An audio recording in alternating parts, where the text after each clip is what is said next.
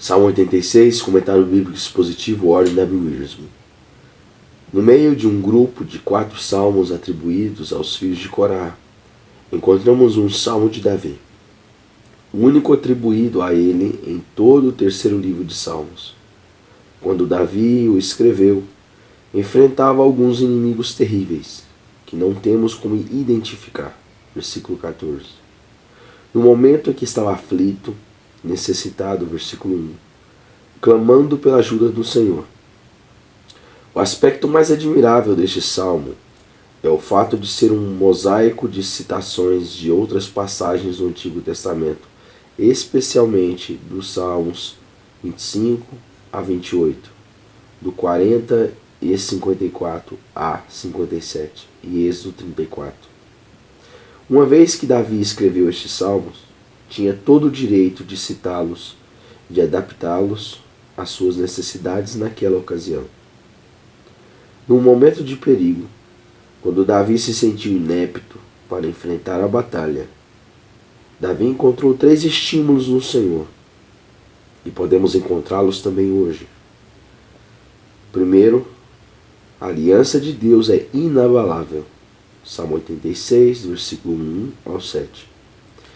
Não há egotismo algum em sua afirmação, sou piedoso, santo.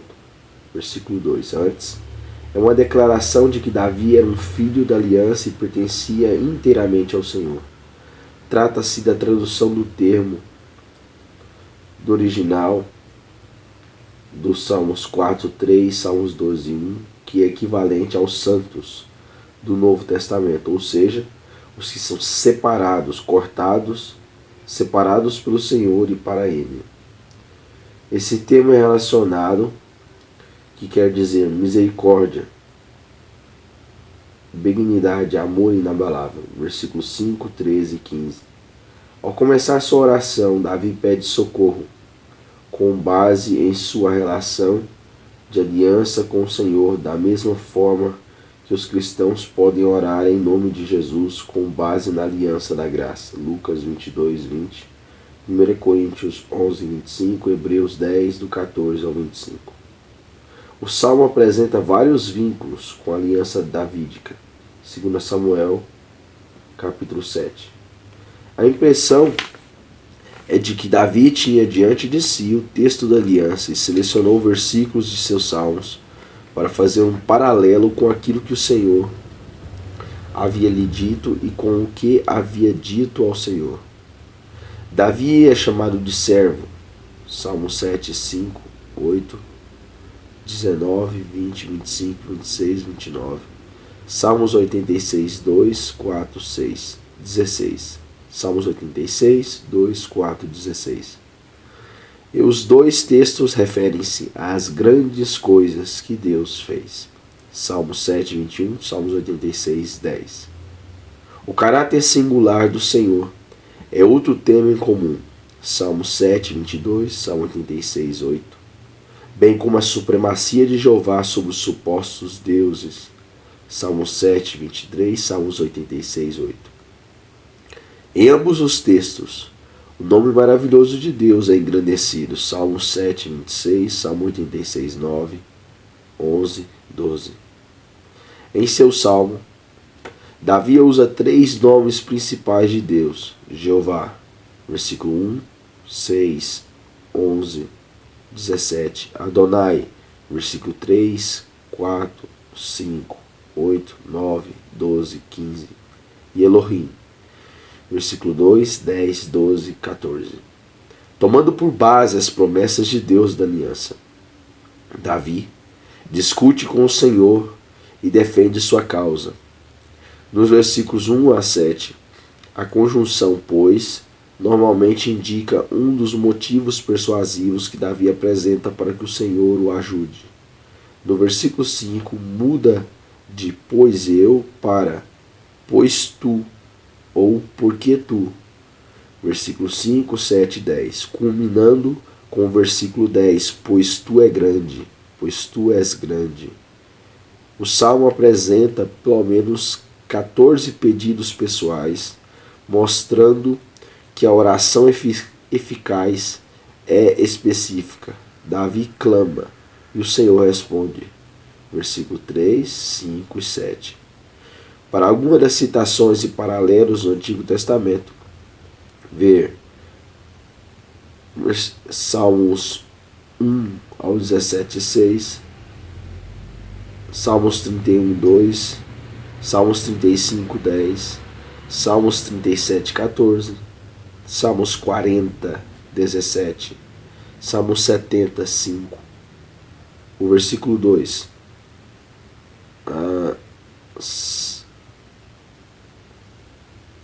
Salmo 2 com Salmo 25, 20, versículo 3, com o Salmo 57, 1, versículo 2, o 5 com Êxodo 34, 6, 6, versículo 6 deste Salmo, com o Salmo 28, 2, Salmo 55, 1, 2, versículo 7 com Salmo 17, 6, Salmo 77, 2, o versículo 8 com o Salmo 35, 10, Salmo 71, 19, Salmo 89, 6, Êxodo 8, 10, Êxodo 9, 14 e Êxodo 15, 11. Versículo 10, Salmo 72, 18, Salmo 77, 13, 14. Versículo 11 com Salmos 27, 11. Versículo 12 e 13 com Salmos 50, 15, 23. Salmo 56, 13. Salmo 57, 9, 10. E o versículo 16 desse salmo, comparando o paralelo com Salmo 25, 16. 2. O caráter de Deus é imutável. Salmos 86, do 8 ao 13. Não há entre os deuses semelhante a ti, Senhor. Versículo 8. Essa é a confissão de um homem que verdadeiramente conhece a Deus. E se lembra da confissão de Israel no Êxodo. Êxodo 15, 11. Em seus 10 anos de exílio no deserto da Judéia, Davi havia aprendido muita coisa sobre o caráter de Deus e seu modo de trabalhar na vida de seu povo. A grandeza de Deus encontra-se naquilo que é e naquilo que faz. E os falsos deuses de todas as nações não são coisa alguma. Apesar das dificuldades pelas quais está passando, como o profeta Atos 2, versículo 30, Davi antevê o dia em que todas as nações entrarão no reino messiânico, versículo 9, Apocalipse 15, 3, 4. Foi Deus quem fez as nações e é Ele quem determina suas fronteiras e destino. Atos 17, 22 a 28, Isaías 2, do 1 ao 4, Isaías 9, 6, 7, Isaías 11, do 1 ao 16. Nos versículos 11 a 13 deste salmo, Davi se volta para a própria jornada com o Senhor. O pedido "dispõe-me o coração" quer dizer, desejo um coração indiviso, um coração inteiro, inteiramente voltado para o Senhor. Um coração perfeito é um coração sincero, que ama somente a Deus e é fiel a Ele. Tiago 1:8, Tiago 4:8, Deuteronômio 6:4, 5, Deuteronômio 10:12. Em seguida, o salmista promete louvar a Deus para sempre por livrá-lo do mais profundo poder da morte. Sheol, versículo 13. E sugere aqui a ressurreição futura. Salmos 49:15, Salmos 73, versículo 23 e versículo 24. Terceiro, a glória de Deus prevalecerá. Salmos 86, 14 ao 17. Os inimigos de Davi orgulhavam-se de si mesmos, de suas habilidades. Eram violentos, completamente ignorantes do Deus de Israel e indiferentes para com ele. Porém, Davi deixa de olhar para eles e se volta para o Senhor. que o salvou e o guiou ao longo de toda a sua vida.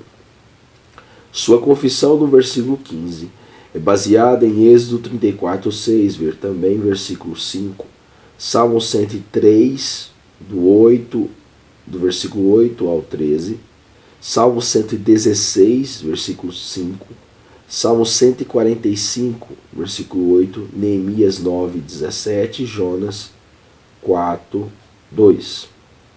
O apóstolo Paulo diz que conhecer esses atributos de Deus devem conduzir as pessoas ao arrependimento. Romanos 2:4. A designação, o filho de tua serva, versículo 16, quer dizer teu servo dedicado.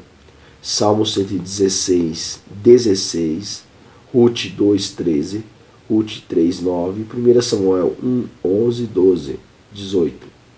Os filhos que nasciam dos servos eram considerados especialmente fiéis, pois eram criados na casa de seu senhor. Gênesis 14:14. Uma vez que Davi era servo fiel do Senhor, era dever do Senhor protegê-lo e livrá-lo. Uma vez que Davi era um escravo fiel do Senhor, era dever, obrigação do Senhor protegê-lo e livrá-lo. Salmo 143, 11 e 12. Porém, Davi desejava que esse livramento glorificasse o nome do Senhor e mostrasse às nações que somente Jeová é Deus. Não se trata apenas de uma guerra, mas também de um testemunho, um sinal da bondade do Senhor para com Davi. Este é o modo de Davi orar: santificado seja o teu nome. Mateus 6:9. Quando nossos pedidos estão de acordo com a vontade de Deus e glorificam o seu nome, podemos ter certeza de que Ele responderá.